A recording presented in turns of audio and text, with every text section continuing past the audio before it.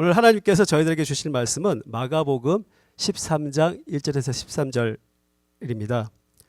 종말을 살아가는 그리스도인이라는 제목으로 우리 함께 말씀 나누기를 원합니다. 다 함께 우리 한 목소리로 천천히 마가복음 13장 1절에서 13절까지 합독하시겠습니다. 네, 예수께서 성전에서 나가실 때 제자 중 하나가 이르되 선생님이여 보소서 이 돌들이 어떠하며 이 건물들이 어떠하니까. 예수께서 이르시되 내가 이 건물들을 보느냐 돌 하나도 돌 위에 남지 않고 다 무너뜨려지니라 하시니라.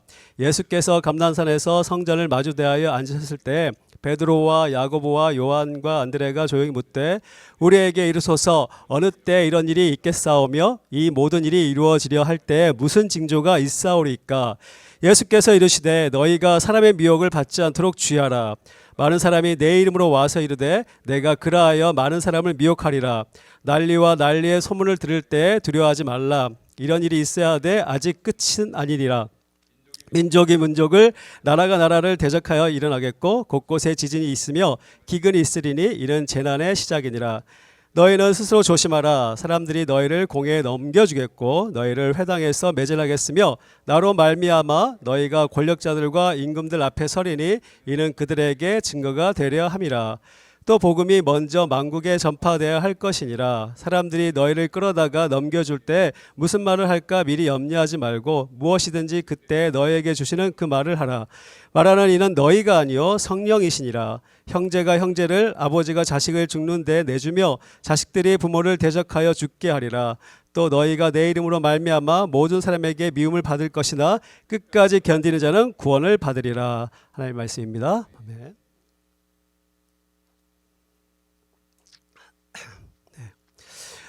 네, 마가복음 후반부를 큐티하면서 후반부를 정리하자면 마가복음 11장에서 예수님이 유월절에 맞춰서 예루살렘으로 들어가신 사건으로부터 12장까지는 이스라엘에 임박한 심판에 대하여 말씀하시고 오늘 13장은 종말에 대하여 가르치시고 14장과 15장은 예수님의 순환에 대해 그리고 15장 후반에서 십자가에서 돌아가신 사건과 또 16장에서는 예수님의 부활과 승천을 말씀합니다.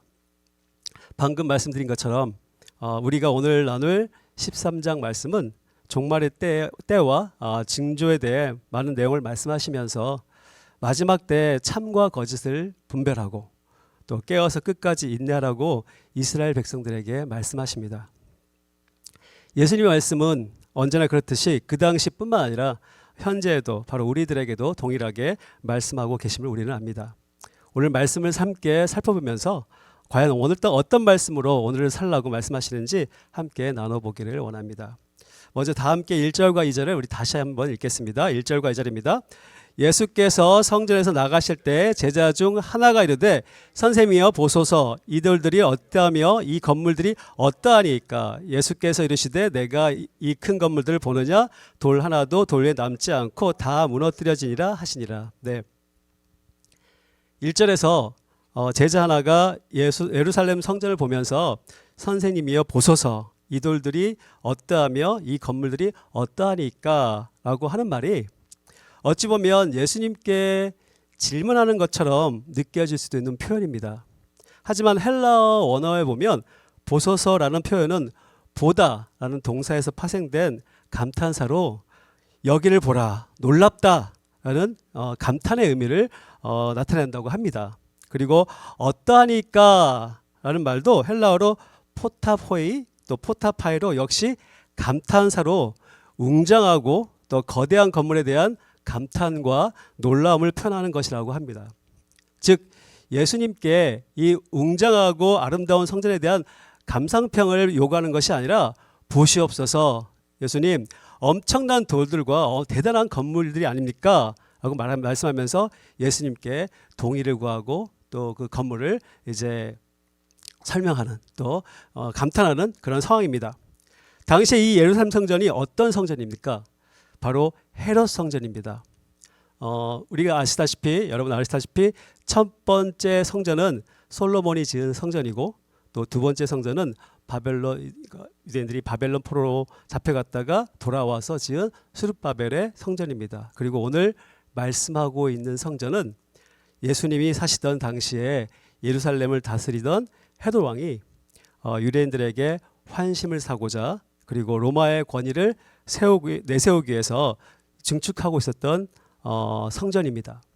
이 성전은 예수님 당시에도 완공되지 못하고 오랫동안 계속 이렇게 건축하고 있던 성전이었습니다. 얼마나 큰 경비를 들여서 건축되고 있었는지 솔로몬 성전보다 훨씬 더 크고 화려했다고 합니다. 그래서 오늘 제자들이 성전을 보고 그 크기와 웅장함과 화려함에 놀라서 예수님께 성전에 대해서 말했을 때 예수님의 답변은 제자들의 그 답변과는 다른 더 놀랍고 충격적인 말로 말씀하십니다. 즉 예수님은 돌 하나도 그 성전을 보면서 그 성전을 이제 자랑하는 것이 아니라 놀라워하는 것이 아니라 돌 하나도 돌 위에 남지 않고 다 무너뜨려지리라고 말씀하고 있습니다. 제 아무리 크고 웅장하고 또 자랑할 만한 성전이라도 무너진다고 말씀하고 있습니다. 솔로몬 성전도 또 스룹바벨 성전도 그리고 오늘 헤롯의 성전도 결국 주 70년에 결국 그 로마의 티투스 장군에 의해서 완전히 무너져서 예수님 말씀처럼 돌 하나도 돌 위에 남아있지 않게 됩니다. 단순한 예언이 아니라 현재를 살아가는 우리들에게도 앞으로의 삶의 종말에 대해 말씀해 주고 계십니다. 우리 안에도 우리 각자가 추구하는 성전이 있지 않습니까, 여러분? 세상적인 안목과 그리고 가치관으로 우리의 삶을 더욱 더 크게, 더 웅장하게 그리고 세상적 성공이라는 성전을 가지고 있지는 않은지요. 세상적인 관점에서 더 좋은 삶 그리고 더 많은 부를 축적하고자 그리고 더 많은 명성을 쌓아서 과시하고 또 사람들에게 인정받고자 우리 안에서 각자의 성전을 쌓고 있는 것은 아닌지 한번 자문해 보길 원합니다. 우리의 인생 가운데 세상적인 성전은 오늘 예수님의 말씀처럼 반드시 무너질 수밖에 없습니다. 오늘 예수님께서는 성전의 파괴와 함께 세상 종말을 얘기하면서 우리 개개인에게도 무너질 것밖에 없는 개인적인 종말을 예고하고 계십니다. 그리고 예수님은 세상에 끝날 것 같은 종말을 살아가는 우리에게 뭐라 말씀하고 계실까요? 너희는 사람의 미혹을 받지 않도록 주의하라고. 그리고 많은 사람이 내 이름으로 바로 예수님의 이름으로 와서 이르되 내가 그라하여 많은 사람을 미혹하리라고 5절과 6절에서 말씀하고 계십니다. 예수님은 성전이 파괴될 때가 가까워지면 많은 사람이 일어나 자신이 메시아라 하면서 사람들을 미혹시킬 것이라고 경고하셨습니다. 성경 말씀에 지식이 없어서 분별력이 부족한 사람은 공고한 상황에 처했을 때 이단의 미혹에 쉽게 넘어가곤 합니다. 이단뿐만 아니라 세상의 논리에 빠져서 예수님을 멀리하게 됩니다. 말씀에 대한 분명한 지식과 또 성령님이 주시는 분별을 갖추지 않는다면 이단들의 유혹 또 세상의 유혹에 빠질 수밖에 없습니다. 야고보서 1장 14절에 보면요. 오직 각 사람이 시험을 받은 것은 자기 욕심에 끌려 미혹됨이니. 그리고 요한일서 2장 16절에 보면 이는 세상에 있는 모든 것이 육신의 정욕, 안목의 정욕과 이생의 자랑이니 다 아버지께로부터 온 것이 아니라 세상에서부터 온 것이라. 그리고 데살로니가 2장 11절에서 12절 보면 이러므로 하나님의 위혹의 역사를 그들에게 보내사 거짓 것을 믿게 하심은 진리를 믿지 않고 불의를 좋아하는 모든 자로 하여금 심판을 받게 하려 하심이라 라고 미혹에 대해서 성경은 경고하고 계십니다. 이렇듯 죄가 마음에 들어오면 사람은 눈이 어두워지고 이성을 잃게 되고 따라서 마귀의 미혹에 쉽게 넘어가게 됩니다. 그러므로 우리는 세상 죄를 깨닫고 빨리 회개해야 합니다. 또한 말씀과 기도로 무장해야 합니다. 우리가 알다시피 예수님도 마귀에서 시험을 받으실 때 하나님 말씀으로 마귀를 물리치셨습니다.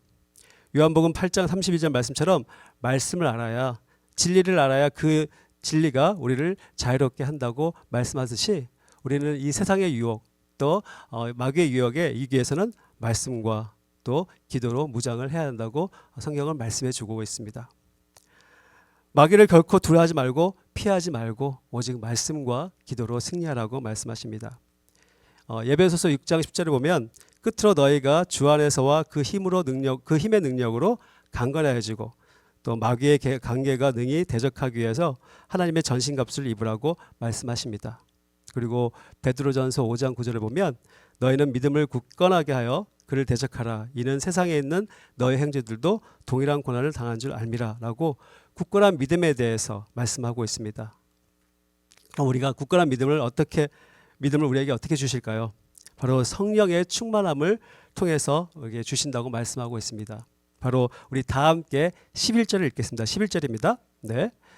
사람들이 너희를 끌어다가 넘겨줄 때 무슨 말을 할까 미리 염려하지 말고 무엇이든지 그때 너에게 주시는 그 말을 하라. 말하는 이는 너희가 아니요 성령이시니라. 네, 오늘 말씀 11절에 바로 성령이시라고 성령께서 우리에게 우리가 말할 것을 알려주신다고 말합니다. 성령은 하나님의 영이요 또 생기입니다.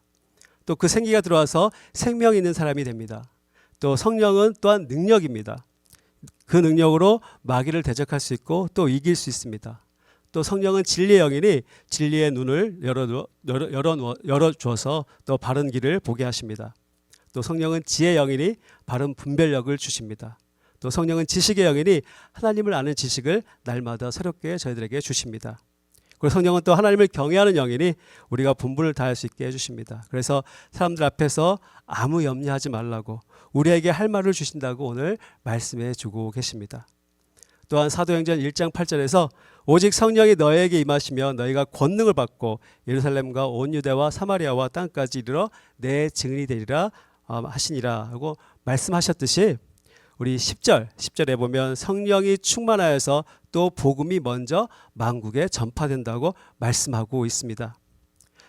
서두에서 말씀드렸듯이 마지막 때 참과 거짓을 분별하고 또 깨어서 끝까지 인내하라고 이스라엘 백성들에게 말씀하시듯 우리에게도 강하게 말씀하고 계십니다. 이미 말씀드렸듯이 미혹되지 않도록 말씀으로 참과 거짓을 성경 말씀으로 하나님 주신 말씀으로 참과 거짓을 분별하고 우리 7절에서 말씀하듯이 난리와 난리 소문이 돌 때 두려워하지 말라고 말씀하고 계십니다. 그리고 환난이 때 그리고 마지막 때 살아가는 우리들에게 두려워하지 말라고 강조하십니다. 고린도전서 10장 13절 말씀처럼 하나님은 사람이 감당하지 못할 시험은 결코 허락하지 않으신다고 말씀하셨습니다. 또한 우리가 감당하지 못할 시험이라면 피할 길을 주셔서 능히 감당하도록 하시겠다고 또 약속하셨습니다. 이미 이 말씀에 대한 분명한 믿음을 가지고 모든 염려와 두려움을 몰아내는 저와 여러분이 되시기를 소원합니다. 그리고 우리가 복음을 가지고 세상을 나갈 때 성령님이 권능으로 함께 해주실 줄 믿습니다. 그 믿음 갖고 나가기를 소원합니다. 세상이 혼란스럽고 많은 난리의 소문이 있어도 나 개인의 상황이 좋지 않아도 그리고 우리는 오직 성령님을 의지하여서 복음의 전파를 사명을 감당해 나갈 때 바로 13절 말씀처럼 예수님의 이름으로 말미암아 모든 사람에게 미움을 받을지라도 끝까지 인내하고 견뎌내어 구원을 소유하는 저와 여러분 되시기를 주님의 이름으로 소원합니다.